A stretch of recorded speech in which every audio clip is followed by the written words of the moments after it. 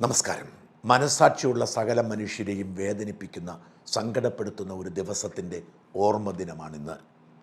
ഞാൻ വളരെയേറെ സങ്കടത്തിലായിരിക്കുന്നത് ആ ഓർമ്മകൾ എന്നെ വേട്ടയാടുന്നത് കൊണ്ടല്ല, നേരെ മറിച്ച് ഭയാനകമായ മനസ്സാക്ഷിയെ ഞെട്ടിക്കുന്ന ആ കൊടും ക്രൂരതയോടെ നമ്മൾ മലയാളി സമൂഹം ഇപ്പോഴും കാട്ടുന്ന വൃത്തികെട്ട, നെറികെട്ട, മനസ്സാക്ഷിയില്ലാത്ത ക്രൂരമായ സമീപനം കൊണ്ടാണ്. ആ ഭയാനകമായ ദൃശ്യങ്ങളുടെ ജീവിക്കുന്ന സ്മരണകളെ തൊട്ടറിഞ്ഞ അനുഭവത്തിൻ്റെ കാഠിന്യം കൂടി എൻ്റെ കണ്ണുനീരിനും സങ്കടത്തിനുമുണ്ട്. അതെ, 2023 ഒക്ടോബർ മാസം 7-ാം തീയതി ഏതാണ്ട് ഇസ്രായേൽ സമയം വെളുപ്പിന് 5-6 മണിയായപ്പോൾ ഹമാസ് എന്ന ഭീകര സംഘടനയുടെ ഒക്ടോബർ 7 തുടങ്ങിയ കാര്യമല്ലല്ലോ. നീ പറയുമ്പോൾ ചരിത്രം മുഴുവൻ നിന്നെ വേദനിപ്പിക്കണമല്ലോ.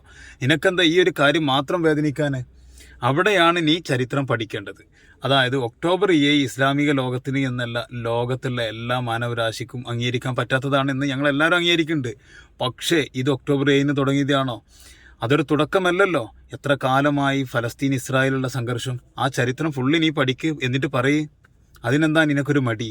മറുനാടൻ മലയാളി ഒന്ന് പോടാം മോനെ.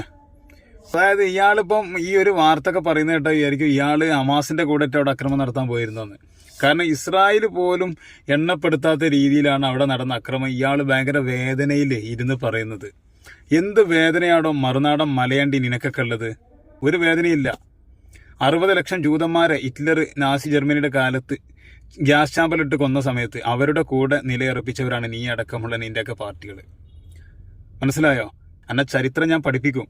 കാരണം ഇസ്രായേൽ പോലും എണ്ണപ്പെടുത്തി ചിട്ടപ്പെടുത്താത്ത കാര്യങ്ങളൊക്കെയാണ് താൻ വിളിച്ചു പറയുന്നത്. നീ മനസ്സിലാക്കേണ്ട ഒരു കാര്യമുണ്ട് കേട്ടോ.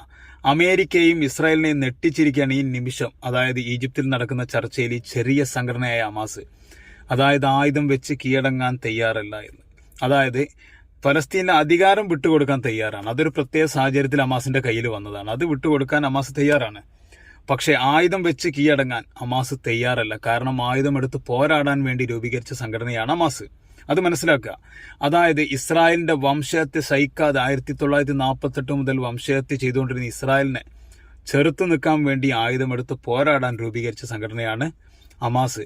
അത് തുടരുക തന്നെ ചെയ്യും. അല്ലെങ്കിൽ ഇസ്രായേൽ ആദ്യം ആയുധം താഴെ വെക്കണം. ഹമാസ് ആയുധം താഴെ വെച്ചാൽ ഇസ്രായേൽ ചതിക്കുമെന്നുള്ള കാര്യം ഉറപ്പാണ്. അപ്പോൾ നമ്മൾ മനസ്സിലാക്കേണ്ട കാര്യം, ഈ 2 വർഷം ലോകത്തെ വൻ ശക്തികൾ ചേർന്ന് ഈ വംശഹത്യ ചെയ്തിട്ടും ഒന്നും ആയിട്ടില്ല എന്നതിൻ്റെ ഏറ്റവും വലിയ സൂചനയാണ് ഇന്നും ഹമാസ് ആയുധം വെച്ച് കീഴടങ്ങില്ല എന്ന് പറയുമ്പോൾ അമേരിക്ക ഇസ്രായേലും നെട്ടാനുള്ള കാരണം. അപ്പോൾ നിങ്ങളൊന്ന് ആലോചിച്ച് നോക്കി, സംഘടനയുടെ പവർ എന്തേക്കാരം. ലോകം മൊത്തം അവിടുത്തെ മരണസംഖ്യ കണ്ട് കരയുമ്പോൾ ഫലസ്തീനിലെ മക്കൾക്ക് പുഞ്ചിരിയോടെ മരണത്തെ നേരിട്ടുകൊണ്ടിരിക്കുക. അതാണ് നിലപാട്, സത്യസന്ധത. ഹമാസിന്റെ വീര്യം കെടുത്താൻ അമേരിക്കക്കോ ഇസ്രായേലിനോ നടക്കില്ല എന്ന് ചുരുക്കം.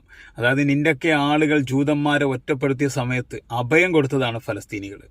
അതിനാണ് ഇന്ന് അവരവിടുന്ന് കുടിയിറക്കപ്പെട്ടു വംശഹത്യക്ക് വരെ ഇരയായിക്കൊണ്ടിരിക്കുന്നത്. അപ്പോൾ നമ്മൾ മനസ്സിലാക്കേണ്ട കാര്യം, ഹമാസ് ആയുധം വെച്ച് കീഴടങ്ങൽ അവിടെ നിൽക്കട്ടെ, അധികാരം ഒഴിഞ്ഞു കൊടുക്കാൻ തയ്യാറാണ്. ചർച്ചയിൽ നല്ല കോൺട്രിബ്യൂഷൻ തന്നെ നിൽക്കുന്നുണ്ട്.